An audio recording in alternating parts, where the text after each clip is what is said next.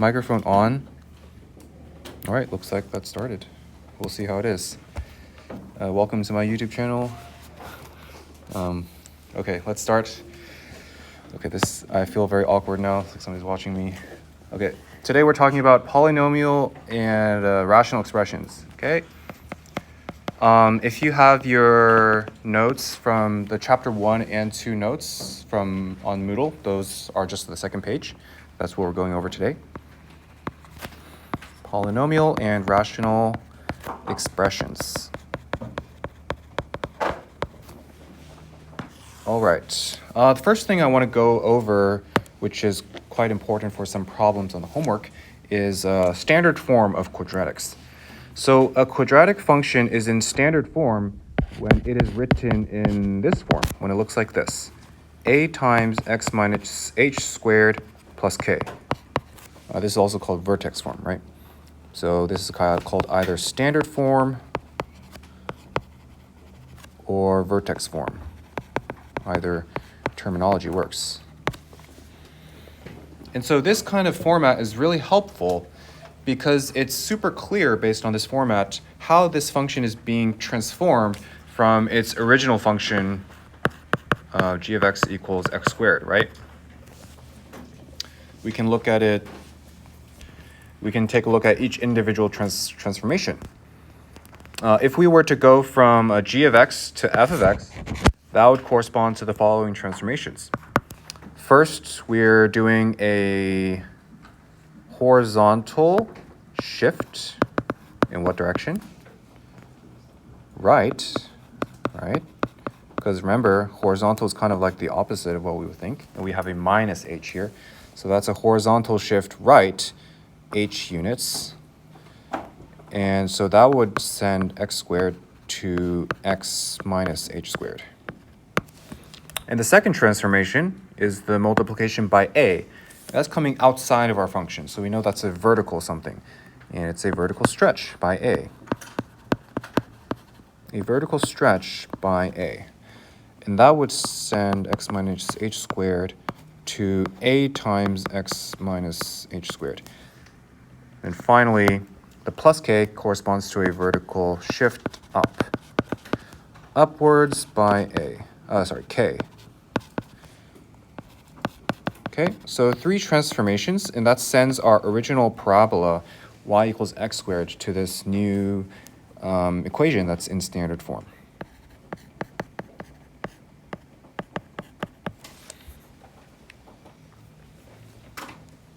Questions up to here?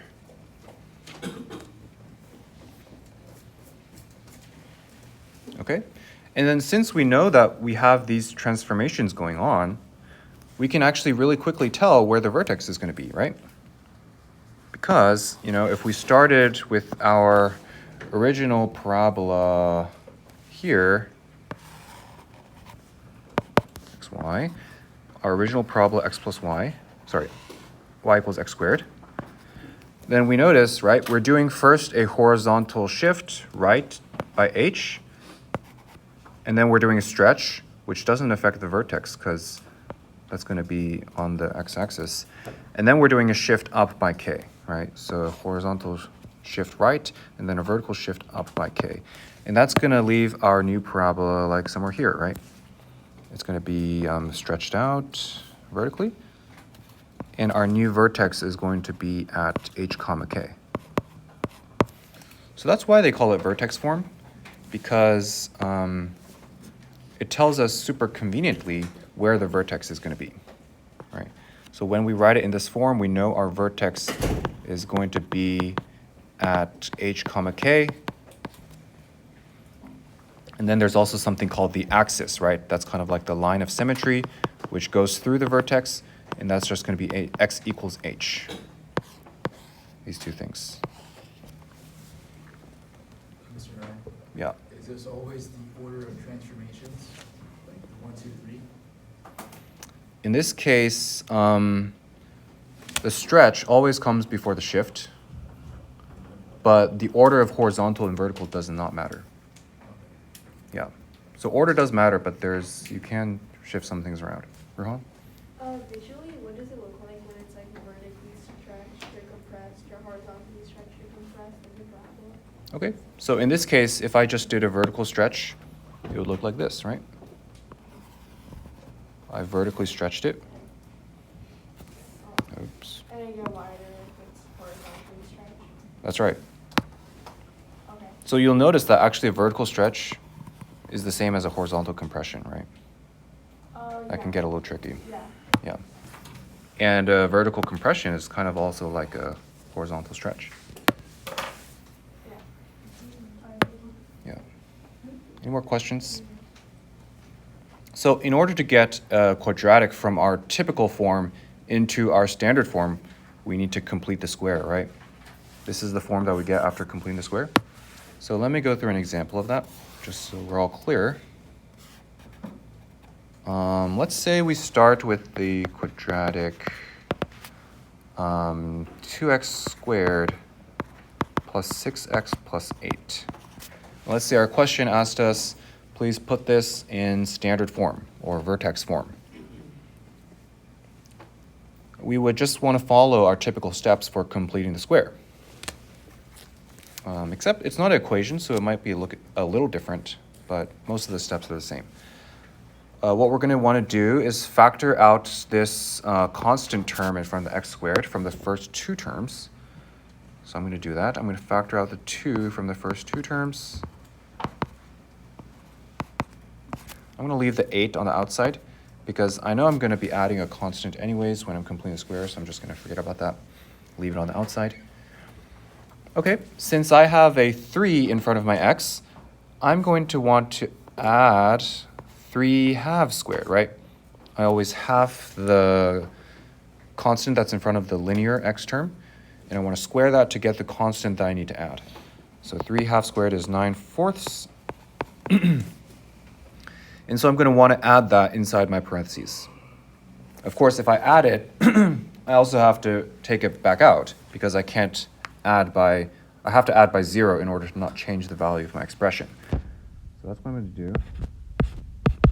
I'm going to add 9/4 inside the parentheses. And I'm going to also subtract it, just so I'm not changing the value of my expression. And so I've added 9/4 because that makes this a perfect square, right? Which is something that I can factor. But because this is a perfect square, I do want to move this minus 9/4 to the outside of the parentheses. So I'm going to do that right now. And that leaves me with just a perfect square within my parentheses. So I'm going to take out the minus 9/4. There's a 2 in front, so I need to multiply by that. And that's going to give me minus 9 halves plus 8. All right, questions up to here? Ginger? So how did you get the 9 halves? This minus 9 halves came when I took this minus 9/4 out of the parentheses. All right, I have to multiply by the 2 in the front because there's that. Got it? Jaden? Okay. All right, so I'm just going to simplify this. So I can factor this as a perfect square. This is just x plus 3 halves squared. And then I can simplify these constant terms. 8 minus 9 halves is just 7 halves. And that's it.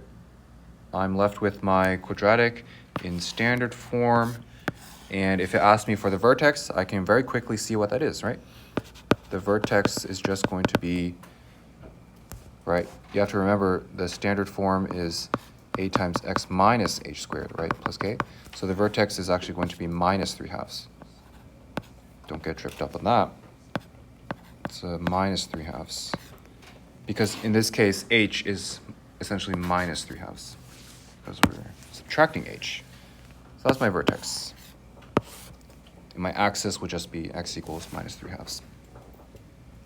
You can also write that.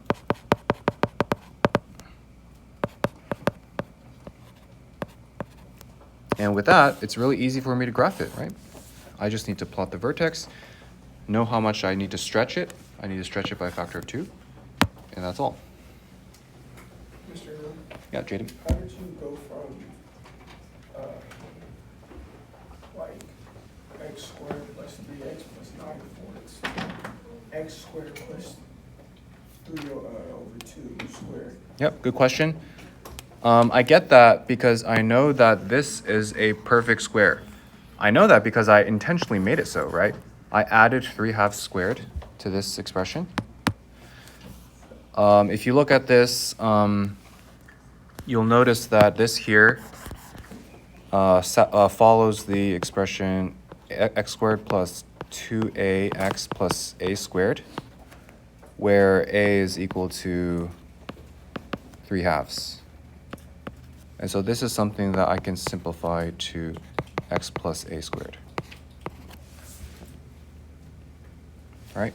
Because the square root of 9/4 is 3/2, and then 3/2 times 2 is 3. So this is satisfied. So I know it's a perfect square trinomial. And then where did you get 7 over 2 from? 7 over 2 comes from 8 minus 9/2. Yep. Any questions? Any other questions? And then the vertexes are the ones that are fractions? Yep. That's because I've written this in standard form right here. And I know based on standard form that the vertex is always going to be h comma k. So I match this to what I have here, and I determine that h is negative 3/2 and k is 7/2. Thank you. Yep. Yep. So if it asks me to graph this, I'll just locate the vertex, identify how much I need to stretch it by, and then I'm done. Of course, if my constant in front of these parentheses was like a -2 or something, then that would be a reflection as well, right? It would be an upside down parabola. All right, let's, yeah. If it was a fraction, would that be a compression? If it's a fraction less than 1, then yes. Yeah. Let's talk about complex numbers very briefly, since there are a few questions on the homework about that. If we recall, complex numbers are just based on this imaginary unit that we call I, and we define I based on the fact that I squared equals -1. The standard form of a complex number is when we write it in terms of A plus BI. So a real part A and an imaginary part B. All right, I hope this is all review. The conjugate form of a standard of a complex number we denote by a line over the number, and a conjugate basically just flips the sign of the term that's in front of the imaginary unit. So this would become A minus BI. And complex conjugates are super important because whenever we multiply a complex number by its conjugate, we're always guaranteed to get a real number out of it. So that's super important whenever we have complex numbers in the denominator and we want to make the denominator real. Very similar to rationalizing denominators. All right, because whenever we multiply a complex number by its conjugate, we're guaranteed to get a real number because this happens. A plus BI times A minus BI is A squared plus BI. All right, you don't even need to memorize that. That's something you can very easily expand by yourself.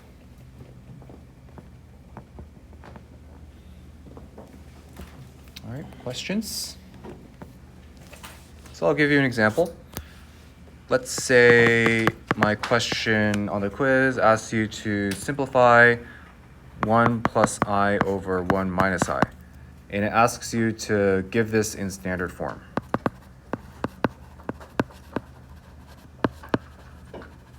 What I would start by doing is multiplying both top and bottom by the conjugate of the denominator. Very, very similar to rationalizing denominators with the square roots and stuff. So I would do 1 plus I over 1 minus I, and then I would multiply top and bottom by 1 plus I, right? The conjugate of 1 minus I. All I've done is I've changed the sign. I've changed the sign of the imaginary part. Okay? Then I'm going to simplify this the top is going to expand to this 1 plus I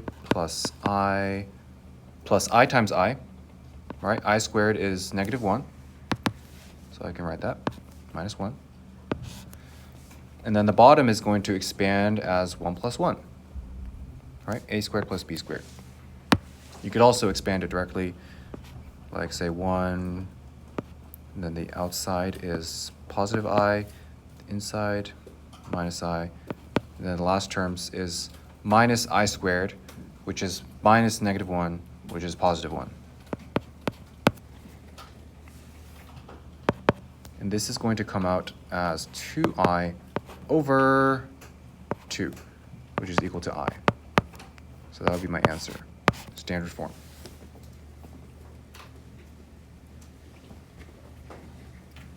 Any questions about this?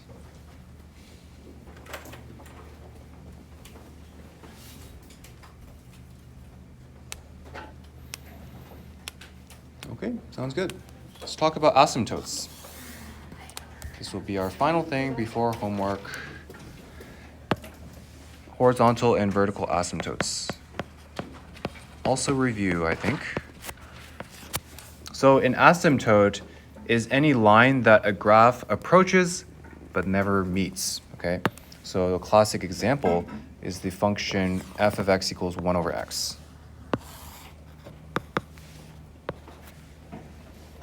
F of x equals 1 over x. We all remember what this graph looks like. It looks like this. It's a hyperbola. And if you notice, right, at x equals positive and negative infinity, it's always approaching this line, but it never meets it. And the same thing goes for when x approaches 0. It always approaches this line, but never meets it. And so we say that the horizontal asymptote is x equals 0. Sorry, y equals 0. Y equals 0. And then its vertical asymptote is x equals 0. Because it's always approaching those lines, but it never meets it. Okay? All right, so how do we actually find these vertical and horizontal asymptotes when we're given a function? I'll give you guys an example. Let's say we're given the function f of x equals 3 over x minus 5. And the question asks me to find all the asymptotes of this rational expression, a rational function. So I could start by looking for the vertical asymptotes. And, right, the vertical asymptotes are some value of x that cause the function to go to infinity or minus infinity, right? So in the case of f of x equals 1 over x, the vertical asymptote is going to be x equals 0 because when x approaches 0, f of x is always going to approach either positive infinity or negative infinity. So I'm looking for something similar in this function. And I notice that whenever, based on my denominator, whenever x approaches positive 5, this denominator is going to approach 0, and my function is going to approach positive or negative infinity. So just by really looking at the denominator, I can just spot very easily that the vertical asymptote is going to be x equals 5. Any questions about that? Why is the horizontal asymptote y equals and why is the vertical asymptote x equals? Yep, good question. That just corresponds to this line, right? Because this horizontal line, the x-axis, is just wherever the y value is 0. So I call that equation y equals 0. Same thing for the vertical line. The y-axis is actually x equals 0.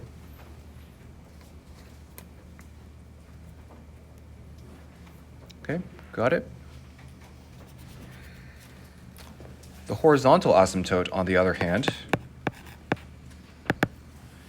is the value of the function as x approaches infinity, right? So as x approaches positive or negative infinity, I'm looking for what value the function approaches. And I see that whenever x becomes really big, the denominator is going to get really big. And that means f of x is going to get really, really small. And so I know the horizontal asymptote is going to be y equals 0. Okay?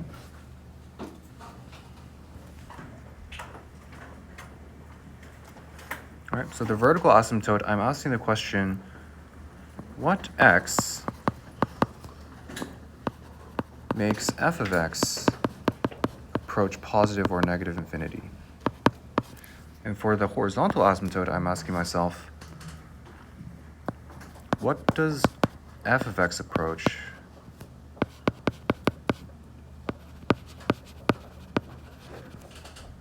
when x approaches positive or negative infinity? Okay? Yeah, and if you're ever confused, just think about the graph and think about those lines that this graph is approaching. Horizontal and vertical asymptotes. All right. Any questions here? What does f of x approach when x approaches positive, negative, infinity mean? I don't really get it. Okay, so we can take a look at this graph here, f of x equals 1 over x.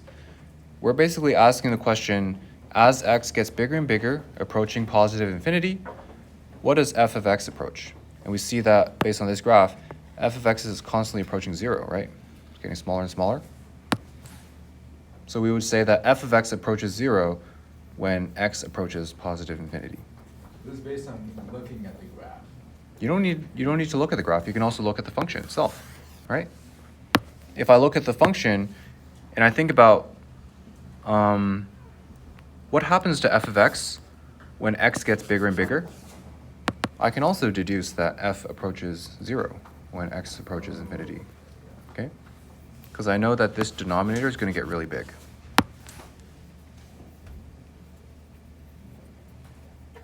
Why does it say f of x equals 1 over x? Oh. That's the function I've drawn here, yeah. But the example is a different function. I should probably rename it. Okay? So this is a pretty straightforward case because the degree of the numerator and the denominator are different. I'll explain what I mean by that. Things are a little more subtle when we have something like this. Let's say we have a question that tells us g of x equals 5x minus 3 over 4x plus 5. Okay, and it asks me, what are the asymptotes? What are the asymptotes? This is a little more tricky because I have 5x minus 3 on the top and 4x plus 5 on the bottom. So my numerator is no longer just a constant. It's a little different. But let's start with the vertical asymptotes, since those are easier to think about. Right? The vertical asymptote is that line that the function, the vertical line that the function always approaches but never meets. And so that means that there's some x value, right? There's some x value here, x equals something, that makes the denominator equal to 0, right? That's what makes the function go to infinity, when the denominator is approaching 0. And so I'm looking for that value of x that makes the denominator approach 0 when I'm looking for vertical asymptotes. And, you know, that's not too hard to spot, isn't it? 4x plus 5 equals 0 means that x equals negative 5/4. So that's pretty easy. I've already found my vertical asymptote.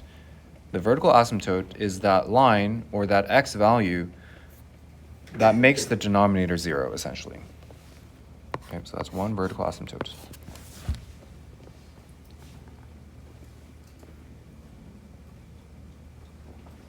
Okay. Horizontal asymptote, a little trickier, right? I'm looking for what the value of g of x is going to be as x approaches infinity. Right? I'm asking g of x approaches what when x approaches either positive or negative infinity? That's my question that I'm asking. So just to show you guys a few numerical examples, we can plug in some big values of x and see what g of x approaches. So we can say, let's say x equals 10, okay? What would the numerator of g of x be?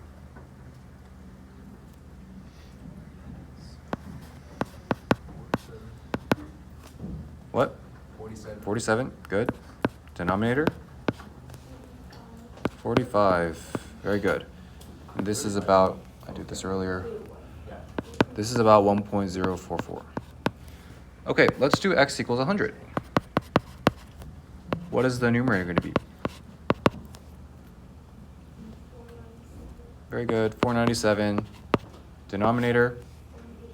405, very good. I did this earlier. This is approximately 1.227. All right, how about x equals 100,000?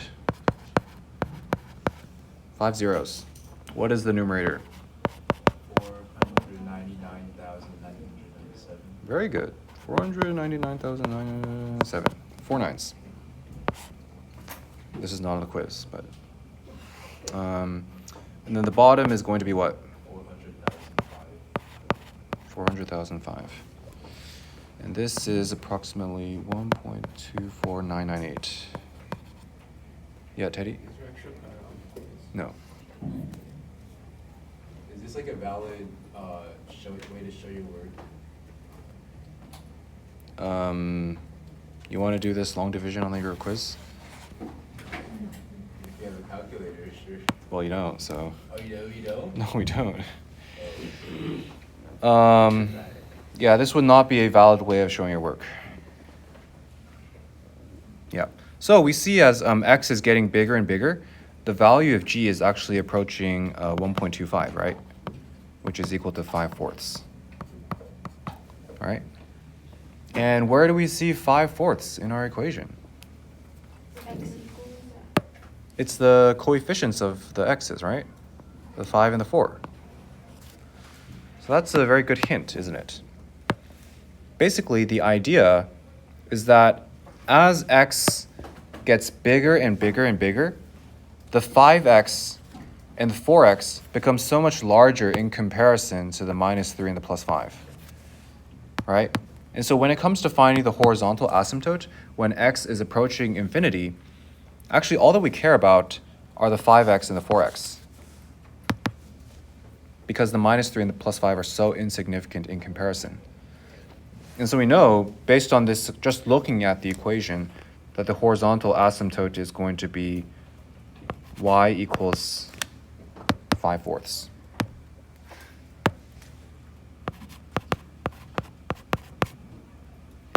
Okay? Mr. Knight, could the constants be so great that it does affect what the vertex? Nope. Even if the constant was like 10 billion, at some point, x would get large enough that 10 billion is insignificant. Because I could say 10 gajillion. Is that actually a thing? I don't know. why is y 5/4? This is the horizontal asymptote because this is the value of g of x. This is the value that g of x approaches as x gets closer to infinity. Okay?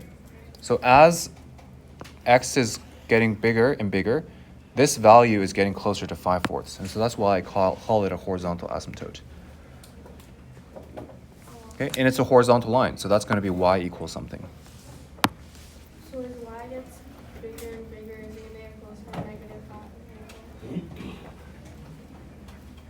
What'd you say? As y gets bigger and bigger, is it gonna get closer to -5/4? Like vice versa? You're talking about this one? Yeah. This is the value that makes g of x approach positive or negative infinity. So if I plug x equals -5/4 into here, g of x is going to approach positive or negative infinity. That's why I call it a vertical asymptote. Okay? All right, so the rule is that whenever our numerator and denominator, right here, whenever our numerator and denominator have the same degree, meaning that the biggest term has the same degree. In this case, they're both linear. Whenever that happens, in order to find the horizontal asymptote, I just need to extract the coefficients of the term with the largest degree, and that would be my horizontal asymptote. In this case, it would be y equals 5/4. I'll give you guys another example. Let's say we had f of x equals 7x squared minus 5x over 8x squared plus 10. Okay? Because my numerator and denominator have the same degree, they're both degree 2 polynomials, I can just take the coefficient of the term with the largest degree on both top and bottom, and those will form those will be my horizontal asymptote. Y would equal 7/8 as my horizontal asymptote. So as x approaches positive or negative infinity, my f value is going to approach 7/8. And this is pretty clear to see, right? Just with the same logic as before. Okay, same exact logic. As x gets bigger and bigger, x squared is going to increase at a pace that is so much faster than just x. Or 8x squared is going to increase so much faster than just 10, which doesn't increase at all, right? So that means as x gets bigger and bigger, these terms become essentially irrelevant. And what I'm left with is 7x squared over 8x squared, which is 7/8. That's kind of the logic that's going on. Yeah, this is very important when we start to talk about limits at the end of this year. That's also the beginning of calculus. So, okay. So this kind of idea only works when our numerator and denominator have the same degree of polynomial. Okay, give you a final example. Let's say the numerator and denominator don't have the same degree, such as f of x equals 9x minus 7 over 10x squared plus 8. Okay? In this case, my numerator has degree 1, it's linear, but my denominator has degree 2, it's quadratic. And so, when x gets bigger and bigger and bigger, this 10x squared term is going to increase so much faster than this 9x term, which means that my denominator is going to get super big at a much faster rate than my numerator, which means that as x approaches infinity, f of x is actually going to approach 0. And so my horizontal asymptote is going to be y equals 0. Okay, so when the degree is not the same, I have to look at which term is bigger. Is it the denominator or the numerator that's bigger? And if the denominator is bigger and approaches infinity faster, then that means f of x is going to approach 0 when x approaches infinity.